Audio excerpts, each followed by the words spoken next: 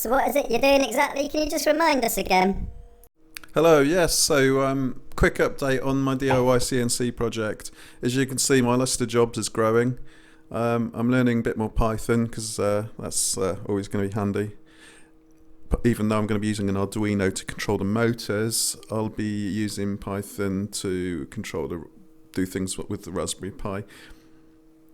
I still need to recertify my CCNP, which I'm also studying, but you don't want to hear about that. So yeah, without further ado, let's just have a look at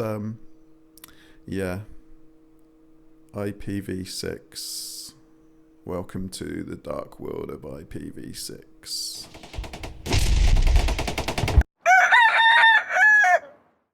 You're just teasing us now. Can we look at some CNC stuff or some electronics or some programming, please? Anyway, I digress. I think I need more coffee.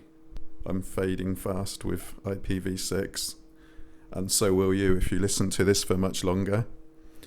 Right. I've received some parts, so let's look at those. So I've received 3 of these from China. TB6560s. I believe the TB means Toshiba. Who cares?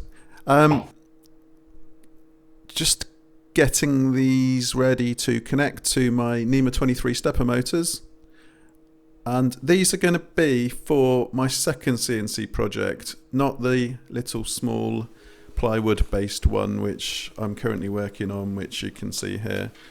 These will be able to power, as you can see, up to 3 amps per motor, and then we'll be getting into the big chunky metal bits. So yeah, for those who've not been following, I'm going to be making the small CNC with the Adafruit hats, and then the larger one using the stepper motor drivers, NEMA 23 motors, Arduino and Raspberry Pi, and UGS Universal G-code sender.